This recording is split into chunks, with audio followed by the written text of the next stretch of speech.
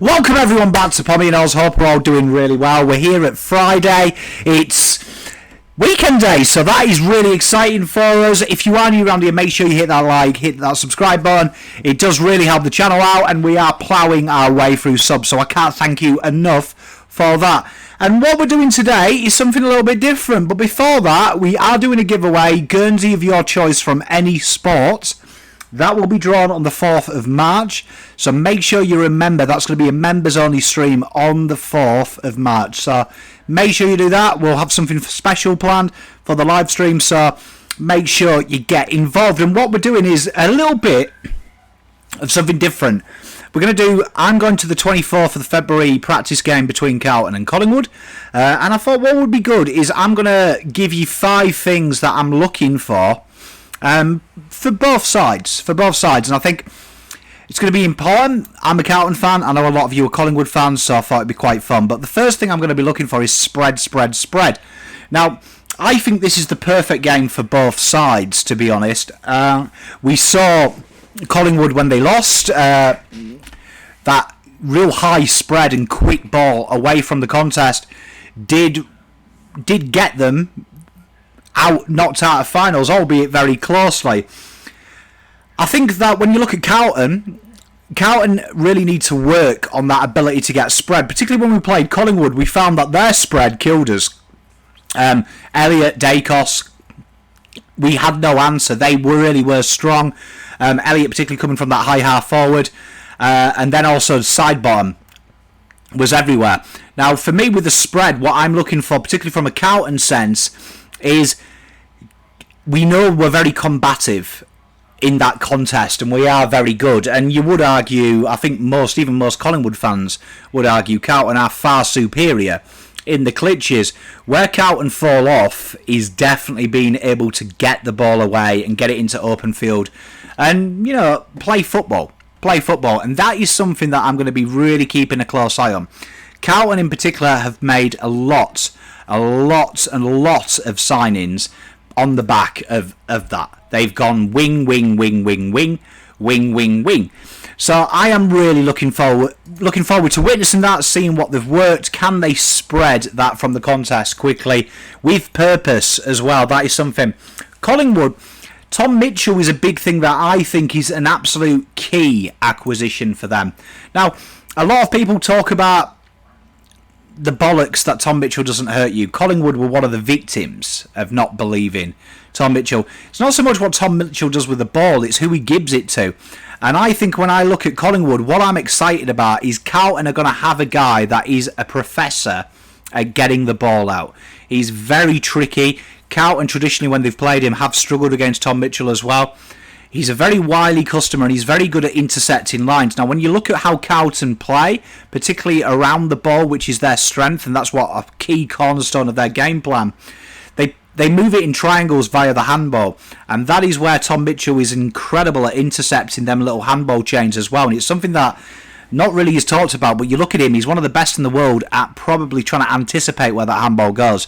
So I think this matchup for Carlton and Collingwood is really good, because I think both of the strengths are opposition's weakness, and we know that Carlton really thrive off that, and we know that the centre clearance work from Collingwood was in the lower end of performances, statistically speaking, last year. So it's going to be really interesting to see how them acquisitions, which are obvious because of the flaws in the game plan, and when I call them flaws, it's maybe harsh, but obviously something that they need to improve to go that next level. It's a real great matchup for both sides in that terms.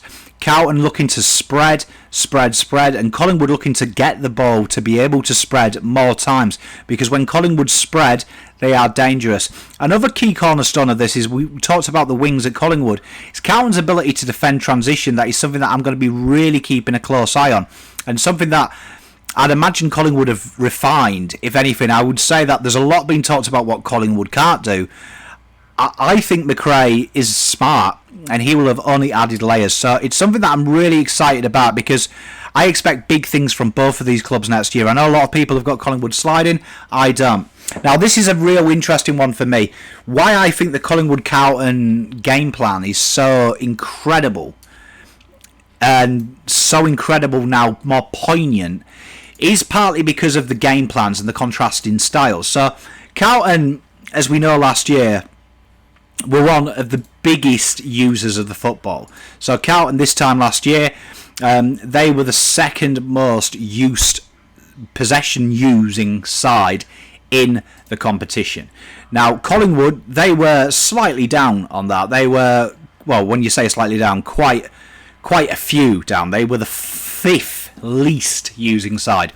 And I think this makes it really interesting. Throughout sporting history, we've always had the talks, haven't we, of Pep versus Jose, for argument's sake. Game plans that are based around different philosophies. Now, what Collingwood are really strong at is when they get the ball, they use it very direct. They look to gain territory very quickly, move the ball quickly by hand and foot. And it's something that you saw against Carlton, particularly when that second half, in the first time we played, Carlton struggled to be defensive and defend the transition. Carlton, on the other hand, very possession-based. So we know how Voss likes to play. So obviously it's built around Pep's philosophy. It's hard to score against if you can't get the ball, which is all well and good. That is something that I'm really thinking is going to be adapted from both sides. Now, Collingwood had a lot of them close games. That's partly because of their game style, because at the moment, and you understand it, from a Buckley to McRae stand view, Buckley liked his defence, where McRae has obviously gone right. We need to add these layers. We need to add these layers because the defence is going to stay steadfast, which, for the most part, because they won, credit has to be given to them. They won, and that was through guile and determination, but also from some basics. You know what I mean? Very good defensive structure, and the fact that they hit you on the counter press. That is a big thing for Collingwood, their ability to counter attack and counter punch. Something that I feel like Carlton need to develop, because they were very good when they were the bully. When they were bullied, they weren't. So this is something that I'm really intrigued about seeing. Are we going to see Collingwood? And a practice game is the perfect time to do it. We saw Melbourne do it when we played them last year. Just fuck the score and say, right, how long can we keep this ball? How long can we keep possession of the ball? I expect to see that from Collingwood. I expect to see them kick it around the back line a bit, keep their hands on it, learn how to take the pace out of it. For Carlton, I want to see a real development from just possession for the sake of it to being actually having a tempo. At the moment, it feels like for me last year, Carlton were either manic or static. There needs to be a happy medium. All the best teams have that happy medium where there's a goal threat, but also steadfast defence. So this is a really intriguing one, and probably the most important thing I'll be keeping a note on. Endeavour versus application. Now, I think this is incredibly important. You've got to give, again, like I say, credit to Collingwood and their ability to win these tight games. That was a mixture of both of these. It's just having the endeavour. And this is, again, Carlton's weakness. At times when the pressure came, the endeavour was probably there, the application wasn't. And then in some cases, the application was there and they played the short ball, but we needed the endeavour, we needed the corridor kick. So I think both of these teams suffer different ends of the spectrum. I would say that Collingwood sometimes are too endeavourous, if that's a word. And I think sometimes Carlton were too application based and not enough endeavour. So that is something that I am definitely looking in this game particularly to see, is there a great equilibrium. I want to see Carlton at times go, you know what, screw it, I'm going to go down that corridor, I'm going to take that kick on and have that bravery, because I think credit to Carlton for finishing 9th. They've learned a lot that they can compete with the best, and I think this is probably, even though I'm disappointed with last season, I think the biggest thing is they've learned that they can compete with the best teams in this competition. Whether that's for 5 minutes or whether that's for a full game, they've learned that, which is something that they probably never had. So I want to see that next layer now, that advantageous, that endeavour, and, you know, sometimes looking for that complicated ball, which I think they didn't. And from Collingwood, I want to see them try and learn that endeavour, that Eagles that we saw in the late teens, where they would just take time off the clock and they would slow it down and they would start bringing it back on their terms. And I think that's going to be important. Transition defence versus offence. This is something that Collingwood do exceptionally well. Carlton, at the early couple of rounds, they did it well, and then towards the end, they found it again. The transition offence. Their ability to defend and turn defence into attack is something that I really enjoy from both of these sides to watch them, especially when it's on song. But again, transition defence is both of the team sticklers, and that is something that I'm looking for. I'm looking for the right makeup.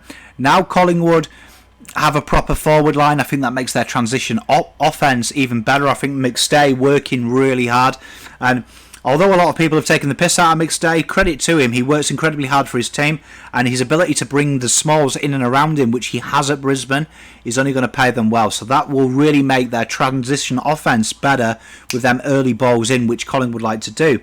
Carlton, if they can get Mitch McGovern, Marchbank fit, that is something that's going to really excite me, because I think the transition defence instantly becomes better because we're not using the intercept from the key position player, and we're not looking to give that off. Invariably, Wheater doesn't take the kick himself. He takes the intercept and he plays it short. Where Mitch McGovern, his wonderfulness, and that's where you see Darcy Moore do very well for them. The big difference, I think, in both sides, takes the intercept, straight away the ball's gone. Straight away the ball's used. Nice penetrating kick, off into the midfield, and away they go. And that's something that I'm looking for, because Collingwood are very good, like we say, at that counter press, that counter attack. So we're going to get a lot of opportunity, because it was a lot of opportunity for transition defence when we played Collingwood last time. And I want to see, before round one, what have they been working on? Now, I don't expect to see the finished article, and I expect Carlton aren't going to do what they've done in seasons past and trying to get 4 points when there's no 4 points on. I expect there's going to be a bit more endeavour, a little bit more application on procedure.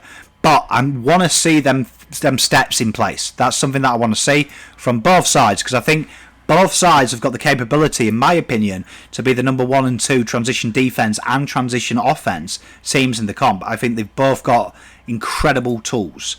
And the new recruits are definitely something I'm excited about. We'll start with Collingwood. I'm excited about seeing Tom Mitchell. How does that work? For me, I think he's one of the most overpanned players in the league. And people go, oh, he gets 40 touches, what did he do? For me, that is when people... This is why I hate stats when they're not used with reasoning. It's why I always try and use every stat I tell you guys and girls, have a reason behind it and an explanation of why it's important. Possession's been fuck all in the AFL, right? But one of the most basic principles of having possession is, if you're getting 40 touches like Tom Mitchell does, that's the ball 40 times in a very key area going to someone that can play football. Now, you look at what Collingwood were weak at last year, definitely, and I think Collingwood fans, I'd love to hear your opinion. You know I don't bag you, I'm always trying to be impartial, but definitely they were bottom 5, bottom 6 for clearances last year. That is probably something that I think they need to do more of, particularly with their game plan.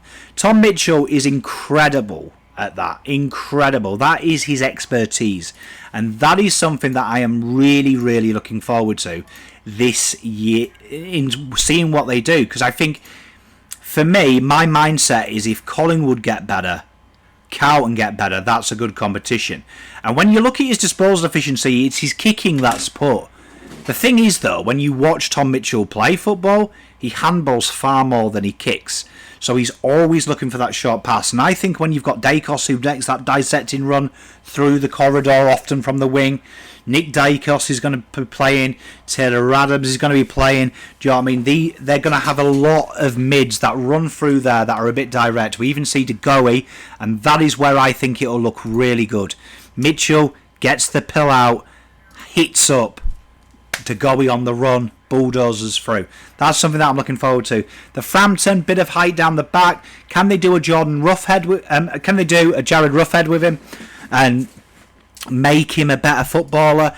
Which they did really well with Roughhead, we've got to admit. Do you know what I mean? Jordan Roughhead, when he went there, was absolutely brilliant at Collingwood, and he was really impressive, I thought, at times. He was really, really impressive.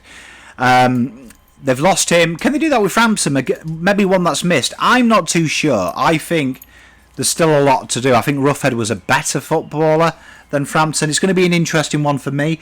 But there it is, isn't it? But they've gone out for him. They've obviously targeted him. And so far with Collingwood's recruitment, they've got to admit they've pretty much got it right so far. Carlton, I'm super excited about seeing Blakers. Definitely that is a huge acquisition for Carlton and something that was very much needed. There's also one that's not a new recruit, David Cunningham, but we expect him to play. That is something that I find very exciting for Carlton as well, because again, we talk about transition, we talk about directness, we talk about endeavour. That's a player that has incredible endeavour and isn't scared of taking the game on, which I think Carlton need a bit more of, particularly when the crux is down. I think a lot of Carlton's handling of pressure, or lack thereof it, is the fact you've got no one that takes the hard momentum. Other new recruits, Lockie Cowan, the draftees, definitely excited about seeing Cowan, definitely excited about seeing Hollands. I think Hollands, again, for the width and the spread, incredibly important, and I think could be a key point of Carlton, both Cowan and him, by about round 5, round 6. I think you could really see one of them already in the side, already busting arse and taking names. Richards, I'm very intrigued about seeing from Collingwood as well. Young kid come through the hard way. I think that'll be exciting. And obviously Sincotta, who was picked up by Carlton just last week. So I think that's going to be really exciting. I don't think you'll see much of Hudson Keith, if at all. So I think that'll be very interesting. But Jacob Ryan and stuff, we talked about their backline. That'll be something that'll be interesting to see if these guys play, how many minutes they get, but also where they are, because I think there's a lot. I think Jacob Ryan particularly has been signed knowing that there is positions there should they move in the next year or so with age and obviously maturity. I imagine Quainer will play a bit more up the ground. Nick Dacos will definitely go into the midfield at one point. So from a Collingwood perspective, I'm intrigued about their draftees, definitely intrigued about my own draftees there. Cowan, I think, is for me a top 10 footballer and someone that I'm very excited about seeing get a run. But I will be there. I will be sat with Let Dog. You know Let Dog. He's a friend of this channel and I've worked with him a lot. So come and say hi. I'll try and post my location on the day. So I'd love to see as many of you come down, say hello, have a bit of a hug, bit of a chat. It'd be great to put some faces to the wonderful audience. But thank you very much for watching. Hope this has given you some things to think about, some food for thought. Put your food for thought in the comments. I'd love to read it, and it will influence my review of the day, which I will be vlogging. And let me know. Pop out.